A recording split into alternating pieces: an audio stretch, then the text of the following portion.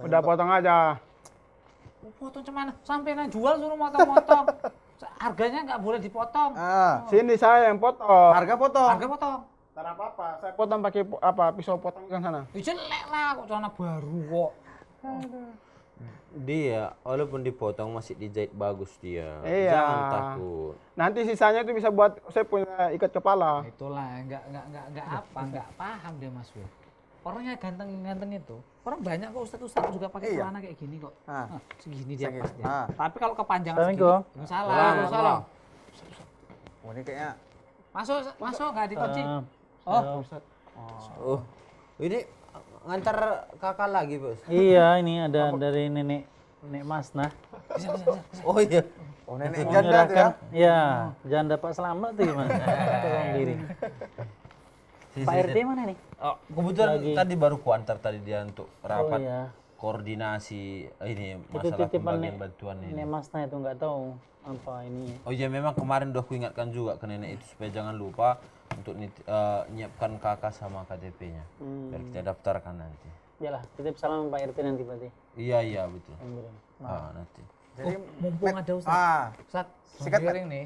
Singkat cerita dia bilangi orang katanya masuk neraka Ustaz. Bang Biring, Iya. siapa yang masuk neraka? Yang pakai celana. Pak Slamet bawa celana baru kayaknya nih. Iya kan. masa kata Slamet mau pakai celana masuk neraka kata lain ini. Ih, nah itulah kalian kalau ngasih apa itu jangan setengah-setengah.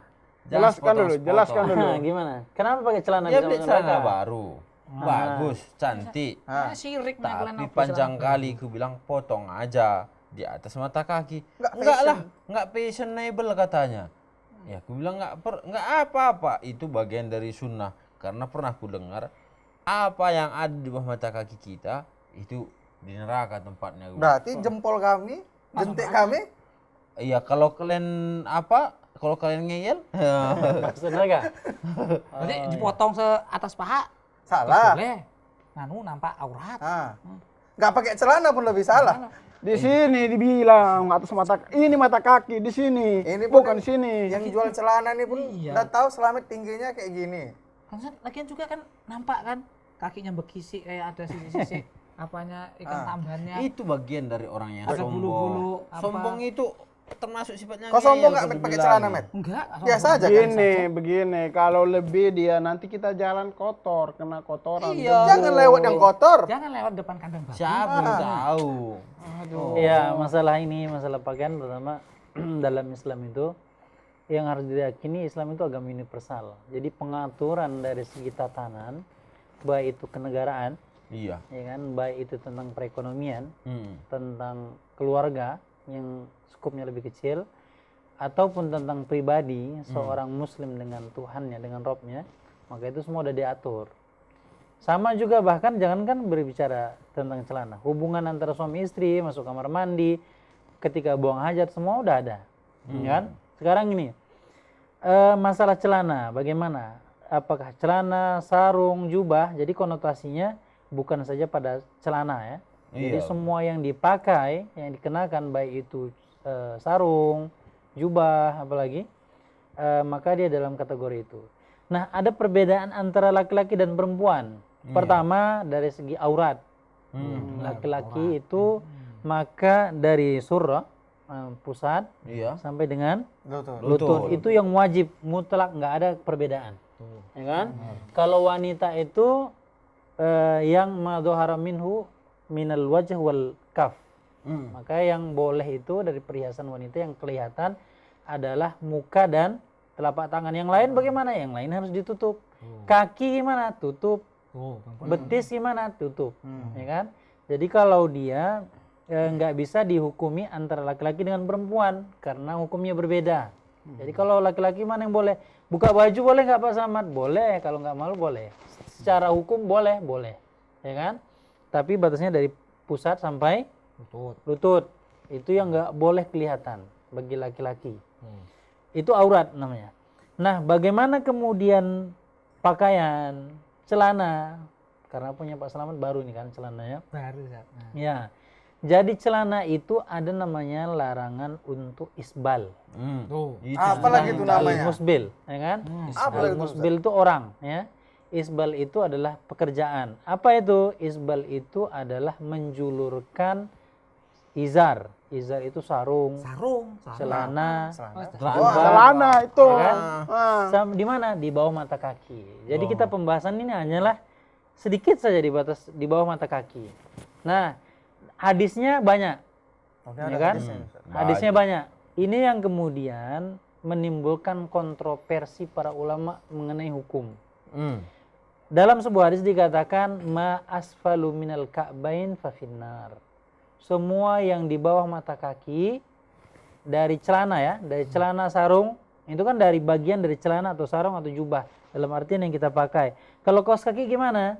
Dia menutupi justru, dia berbeda bab ya, berbeda bab karena ini memang yang dipakai dikatakan yang semua di bawah mata kaki di neraka. Dalam artian yang dipakai dari celana, sarung, jubah, maka yang di bawah dari jadi batasannya mata kaki. Mata kaki kita ini yang di bawahnya.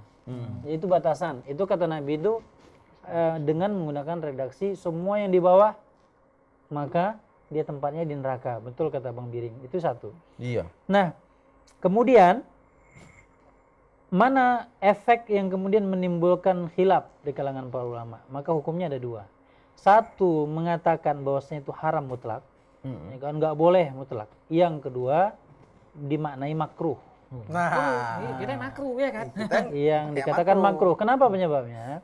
Karena dalam sebuah hadis dikatakan bahwasanya yang di bawah mata kaki itu al-isbal khuyala minal khuyala. Khuyala itu apa? Sombong.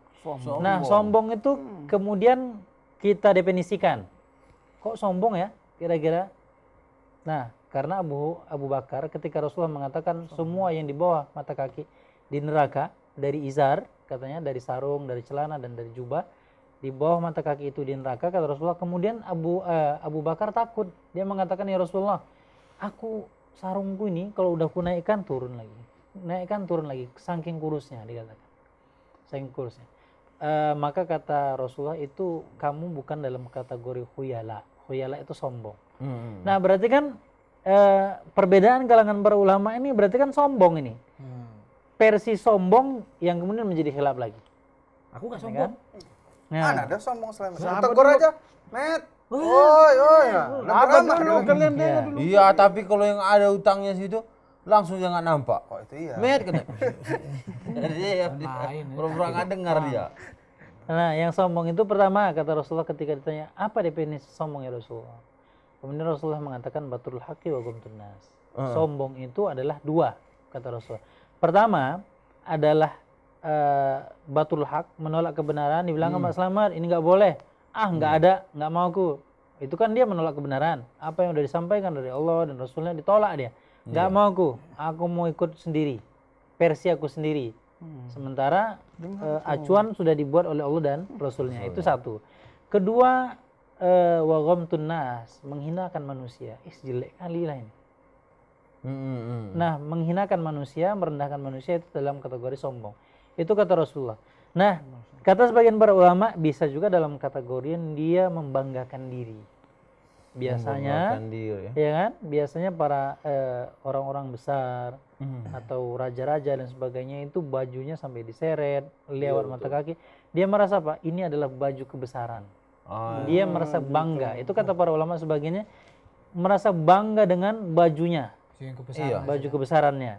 Termasuk itu kalau orang yang mau pakai ini merasa ganteng sendiri. Iya.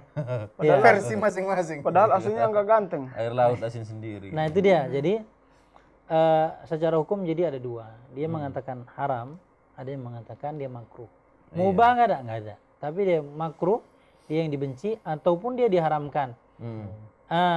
Kata Rasulullah juga dalam sebuah hadis dikatakan pada hari kiamat nanti Allah itu la yukallimuhu wa la yuzakkihim wa lahum adzabun alim.